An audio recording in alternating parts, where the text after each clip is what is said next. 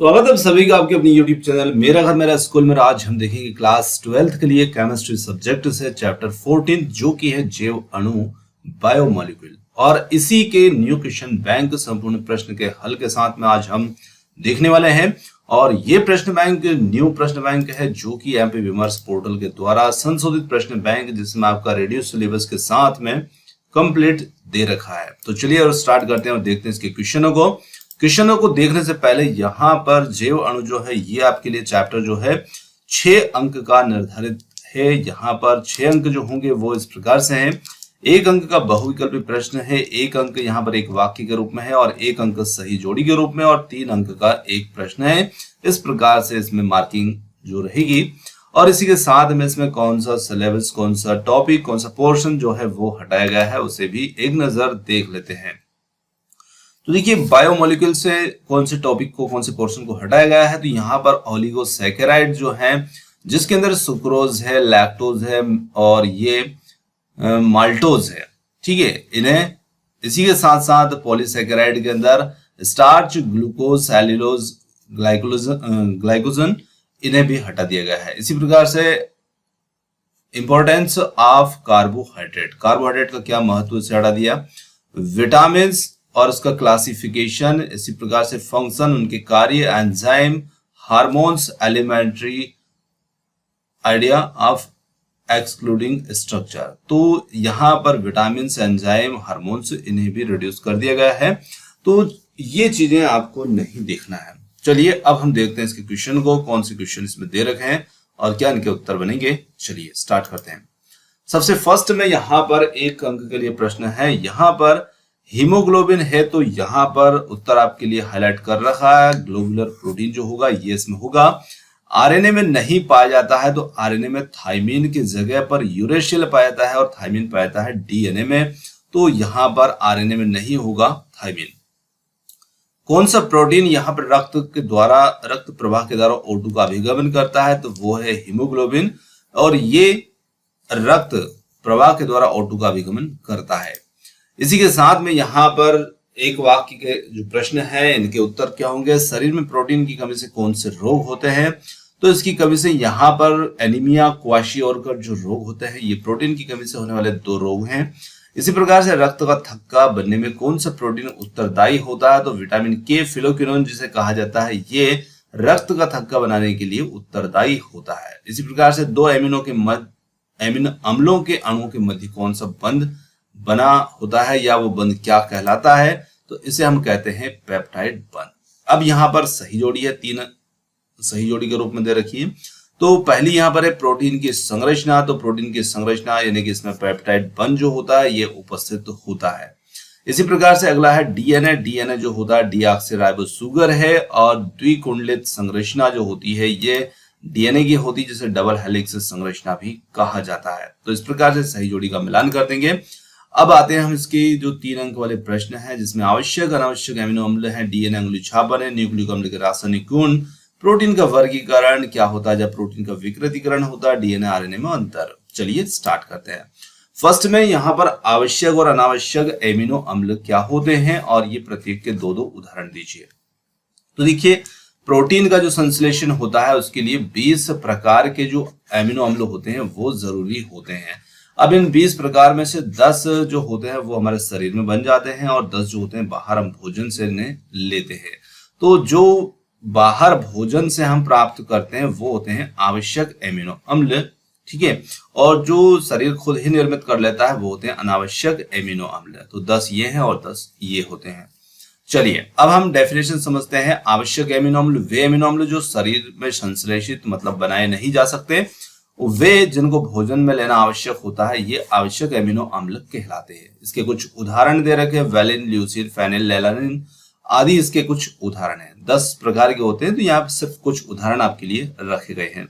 अनावश्यक एमिनो अम्ल वे एमिनो अम्ल होते हैं जो शरीर में संश्लेषित हो सकते हैं, अनावश्यक एमिनो अम्ल कहलाते हैं। ग्लाइसिन, एलानिन और ग्लूटामिक अम्ल आदि इसके कुछ उदाहरण हैं। तो 3 अंक में हम इतना ही यहाँ पर सीमित उत्तर इसमें लिख सकते हैं। चलिए अगले क्वेश्चन की बात करते हैं। अगला क्वेश्चन है यहाँ पर डीएनए अंगुली छापन क्या है और इसकी विशेषताएं क्या है। इसकी विशेषताएं बताना है। तो देखिए डीएनए अंगुली छापन क्या होता है, तो यहां पर आप इसे थोड़ा सा समझ सकते हैं। डीएनए अंगुली छापन जो होता है, ये डीएनए अंगुली छापन इस पद्धति में किसी व्यक्ति के जैविक अंश जैसे रक्त, बाल, लार आदि जो होते हैं या दूसरे कोशिका स्रोत जैसे के द्वारा डीएनए की पहचान इसमें की जाती है इस फिंगरप्रिंटिंग में, और डीएनए फिंगरप्रिंट विशिष्ट डीएनए क्रम का प्रयोग इसमें होता है। अब यदि हम बात करें इसकी क्या विशेषताएं, क्या महत्व होता है इस डीएनए फिंगरप्रिंट का, तो डीएनए फिंगरप्रिंट या अंगुली छापन जो होता है, इस विधि का उपयोग प्रयोगशाला में अपराधी की पहचान करने में इसका उपयोग होता है। इसी के साथ में व्यक्ति की पैतृकता यानी कि माता पिता का निर्धारण करने में भी इसका उपयोग किया जाता है। दुर्घटना में मृतक व्यक्ति के शरीर की पहचान करने में, इसी के साथ साथ जैव विकास को पुनर्लेशन में किसी प्रजाति समूह की पहचान में भी इसका उपयोग होता है। तो ये इस प्रकार की इसकी विशेषताएं हैं। तो इसको पहले आपको ये नीचे वाला लिखना है और फिर ये इसकी विशेषताएं लिखना है, ठीक है। चलिए अगला क्वेश्चन आता है, न्यूक्लिक अम्ल के रासायनिक गुण लिखिए। तो देखिए रासायनिक गुण या रासायनिक संगठन कह सकते हैं हम इसको। तो न्यूक्लिक अम्ल क्या होते हैं, ये जीव कोशिका के केंद्रक में पाए जाते हैं और इसमें फास्फोरस की मात्रा अधिक होती है। न्यूक्लिक अम्ल जो होते हैं ये पॉली न्यूक्लियोटाइड होते हैं जो अनेक न्यूक्लियोटाइडों की इकाइयों के मिलने से बनते हैं। अब प्रत्येक जो न्यूक्लियोटाइड होता है वो 3 रासायनिक संगठन घटक या कह सकते हैं इनका बना होता है, जिसमें आता है फास्फेट समूह, राइबोज सुगर और जो नाइट्रोजनस क्षार होते हैं इनका, 3 चीजों का ये बना होता है। अब देखिए पेंटोज सुगर जो होती है वो राइबोज सुगर या डीऑक्सीराइबोज सुगर दोनों हो सकती है, क्योंकि न्यूक्लिक अम्ल भी 2 टाइप के होते हैं, डीएनए और आरएनए। उसी प्रकार से यहाँ पर जो क्षारक होते हैं जैसे पिरिमिडिन के व्युत्पन्न होते हैं जिसमें थायमिन, यूरेसिल, साइटोसिन आते हैं, प्यूरिन के व्युत्पन्न जिसमें एडेनिन और ग्वानिन आते हैं। तो इस प्रकार हम देखते हैं कि न्यूक्लिक अम्ल 2 प्रकार के होते हैं, डीएनए और आरएनए। डीएनए के जो घटक हुआ करते हैं इसमें डीऑक्सीराइबोज सुगर होती है और फास्फोरिक अम्ल के अणु, इस प्रकार से नाइट्रोजनिक बेस जो होते हैं ये 2 तरह के होते हैं। एक होता है इसमें पिरिमिडिन और पिरिमिडिन के अंतर्गत इसमें आता है साइटोसिन और थायमिन। इसी प्रकार से प्यूरिन बेस या प्यूरिन क्षारक जो होते हैं इसमें आते हैं एडेनिन और ग्वानिन। इसी प्रकार से आरएनए की यदि बात करते हैं तो आरएनए में राइबोज सुगर होगी, नाइट्रोजनिक बेस होगा और इसमें एडेनिन, ग्वानिन, यूरेशियल और साइटोसिन वगैरह होते हैं। तो इस प्रकार से हम इनके रासायनिक संगठन को बता सकते हैं। अब यदि हम बात करें कि इसका क्या महत्व होता है, तो ये जो डीएनए और आरएनए जो होते हैं ये आनुवंशिक पदार्थ होते हैं। ये जो सूचनाएं होती है, लक्षण होते हैं जीवों के, उन्हें सूचनाएं क्रम के रूप में अगली पीढ़ी तक पहुंचाने का कार्य ये करते हैं।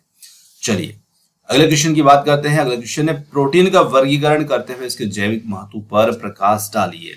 अब देखिए यहाँ पर प्रोटीन का वर्गीकरण भी करना है, साथ में इसके जैविक महत्व पर भी प्रकाश डालना है। तो यदि हम देखें तो प्रोटीन को यदि हम आणविक आकृति के आधार पर बात करें तो प्रोटीन को 2 वर्गों में बांट सकते हैं। एक होता है रेशेदार प्रोटीन और एक होता है गोलिकाकार प्रोटीन। ये आपके 2 प्रकार बन जाते हैं, रेशेदार और गोलिकाकार। और ये हम इसकी आकृति, आणविक आकृति को देख करके बता रहे हैं। देखिए रेशेदार क्या होता है, इसमें पॉलीपेप्टाइड जो श्रृंखलाएं होती है वो समांतर होती है, जैसे डाइहाइड्रोजन एवं डाइसल्फाइड आबंधों से संयुक्त होकर रेसे यानी कि बाल जैसी संरचनाएं बनाती हैं। इस प्रकार के प्रोटीन सामान्यतः जल में अविलय होते हैं। उदाहरण केराटिन जो बाल, ऊन आदि में होता है वही प्रोटीन इस टाइप का होता है। गोलिकाकार प्रोटीन की बात करें तो यह दानेदार प्रोटीन होता है। इसमें पॉलीपेप्टाइड श्रृंखलाएं जो होती है कुंडली बनाकर गोलाकृति प्राप्त कर लेती है और ये प्रोटीन जो होता है ये जल में विलय होता है। तो ये वर्गीकरण था आणविक आकृति के आधार पर प्रोटीन का 2 वर्गों में। अब यदि हम बात करते हैं प्रोटीन को, यदि जल अपघटन के आधार पर, जल से हम अपघटित करते हैं प्रोटीन को, उस आधार पर वर्गीकृत करते हैं तो फिर ये कुछ और प्रकार इसमें बन जाते हैं। एक होता है सामान्य प्रोटीन। देखिए सामान्य प्रोटीन जिसे हम सरल प्रोटीन भी, सिंपल प्रोटीन भी कह सकते हैं, और ये प्रोटीन जल अपघटन पर केवल एमिनो अम्ल ही देता है, अल्फा एमिनो अम्ल, ठीक है। दूसरा इसमें आता है संयुग्मित प्रोटीन, जिसमें प्रोटीन के साथ साथ एक अप्रोटीनी भाग भी जुड़ा रहता है जिसे प्रोटोस्टिक समूह कहते हैं, और यह संयुग्मित प्रोटीन होता है। अब देखिए साधारण और संयुग्मित, साधारण का मतलब सिंपल सा प्रोटीन जो सिर्फ अल्फा एमिनो अम्ल देगा।